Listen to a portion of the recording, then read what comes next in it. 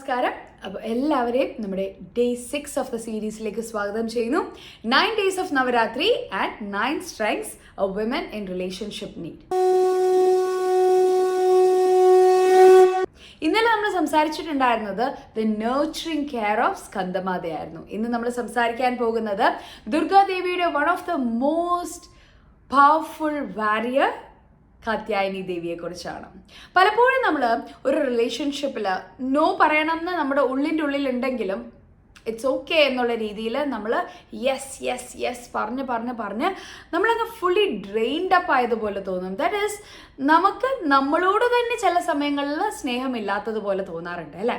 So Katyayani ദേവിയുടെ ഉത്ഭവവും അതുപോലെ തന്നെയാണ്. മഹിഷാസുരനോടുള്ള കഠിനമായിട്ടുള്ള ദേഷ്യം കാരണം എല്ലാ ദൈവങ്ങളും കൂടെ ചേർന്ന് അവരുടെ ആ ഒരു ആങ്കറിൽ ജനിച്ചതാണ് Katyayani Devi, the most powerful form of Durga.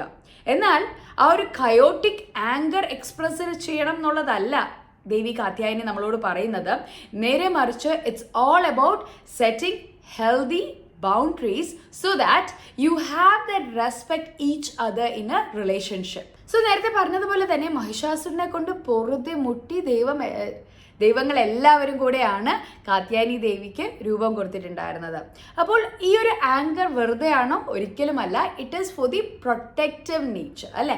ഒരു വേൾഡിനെ ആ ഒരു അസുരനിൽ നിന്നും പ്രൊട്ടക്റ്റ് ചെയ്യാൻ വേണ്ടിയിട്ടാണ് കാത്യായനി ദേവി ഉണ്ടായത്. So the anchor is very much purposeful. ഇതേപോലെ തന്നെയാണ് നമ്മുടെ റിലേഷൻഷിപ്പിലെ ബൗണ്ടറീസ് എന്ന് പറയുന്നത്. If you are not having healthy boundary, what is going to happen? Slowly നമ്മുടെ ഈ സ്നേഹം ടോക്സിക് ആയിട്ട് മാറാൻ തുടങ്ങും. Why? You will lack the respect for your self. നമുക്ക് നമ്മളോട് തന്നെ സ്നേഹവും ഇഷ്ടവും അല്ലെങ്കിൽ ഒരു റെസ്പെക്റ്റും ഒന്നും ഇല്ലെങ്കിൽ how will we give that to our partner അല്ലേ? അതുകൊണ്ട് തന്നെയാണ് നമ്മൾ ആ ഹെൽത്തി ബൗണ്ടറി സെറ്റ് ചെയ്യേണ്ടത്.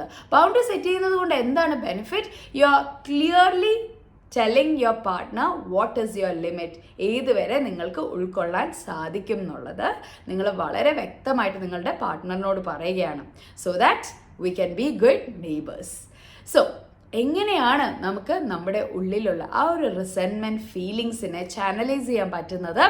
The first one is to identify the demon in you. Demon എന്ന് പറയുമ്പോൾ മറ്റൊന്നുമല്ല, ഇവിടെ ആ ഒരു റിസെൻമെൻറ്റ് ഫീലിങ്സ് എന്താണ്, നിങ്ങളുടെ റിലേഷൻഷിപ്പിനെ പുൾ ഡൗൺ ചെയ്തുകൊണ്ടിരിക്കുന്ന, നിങ്ങൾക്ക് ഒട്ടും ഉൾക്കൊള്ളാൻ പറ്റാത്ത കാര്യങ്ങൾ എന്താണ്? ഒരു പക്ഷേ നിങ്ങളുടെ ഫാമിലിയെ അൺവാണ്ടഡ് ആയിട്ട് ക്രിട്ടിസൈസ് ചെയ്യുന്നതായിരിക്കാം. അതല്ലാന്നുണ്ടെങ്കിൽ നിങ്ങൾക്കൊരു ഫിനാൻഷ്യൽ ഫ്രീഡം ഇല്ലാത്തതായിരിക്കാം. അതുമല്ലെങ്കിൽ എപ്പോഴും ഡിലേ ആകുന്നു. വേറെവർ ഇറ്റ് ഈസ്, നിങ്ങളുടെ ആ ഒരു ആദ്യത്തെ ഞാൻ പറഞ്ഞിട്ടുണ്ടായിരുന്നു അല്ലേ, വാല്യൂവിനെ പറ്റി, നിങ്ങളുടെ ഒരു കോർ വാല്യൂവിനെ എപ്പോഴും ഡിനേ ചെയ്തുകൊണ്ടിരിക്കുന്നു. ഇതൊക്കെ എന്ന് പറയുന്നത് നിങ്ങളെ മെല്ലെ നിങ്ങളുടെ റിലേഷൻഷിപ്പിൻ്റെ ആ ഒരു ഹെൽത്തി ബൗണ്ടറി തകർത്തുകൊണ്ടിരിക്കുകയാണ്. So first identify what is triggering you എന്നുള്ളത് ഐഡൻറ്റിഫൈ ചെയ്യുക. രണ്ടാമത് എന്താണ് നമ്മൾ ചെയ്യേണ്ടത്? വാട്ട് ഈസ് യർ ലിമിറ്റ് എന്ന് നിങ്ങൾക്ക് തന്നെ ഒരു ധാരണ വേണം അല്ലേ? So you need to identify what is that healthy limit that you can keep in your relationship എന്നുള്ളത്. സോ നെക്സ്റ്റ് ടൈം സംസാരിച്ചുകൊണ്ടിരിക്കുന്നു, വളരെയധികം ദേഷ്യത്തിൽ നിങ്ങളുടെ ഫാമിലിയെ അൺവാണ്ടഡ് ആയിട്ട് ക്രിട്ടിസൈസ് ചെയ്യുകയാണെന്നുണ്ടെങ്കിൽ you can calmly say, okay, I understand you are an anchor, but right now I think we have to stop this conversation here because I'm not interested in you swearing at my family. അങ്ങനെ നമ്മൾ വളരെ വ്യക്തമായിട്ട് define ചെയ്യുക, നമ്മുടെ limit ഏതാണെന്നുള്ളത് നമ്മൾ define ചെയ്യുക. And later it's a time to communicate. നമ്മൾ പറഞ്ഞിട്ടുണ്ടായിരുന്നു, പലപ്പോഴും നമ്മൾ ചെയ്യുന്നത് റിയാക്ഷനാണ്. And reaction can have a counter reaction. Instead of that you need to respond. നമ്മൾ എടുത്തു ചാടി പറയുകയാണെന്നുണ്ടെങ്കിൽ അടി ഉണ്ടാകും എന്നുള്ളത് ഉറപ്പാണ് അല്ലേ? നേരെ മറിച്ച് നമ്മൾ എന്താണ് ചെയ്യേണ്ടത്? നമ്മൾ വളരെ സമാധാനമായിട്ട് സ്ലോ ആൻഡ് സ്റ്റഡി ആയിട്ട് നമ്മളുടെ ബൗണ്ടറി സെറ്റ് ചെയ്യാനായിട്ട് ശ്രമിക്കുക.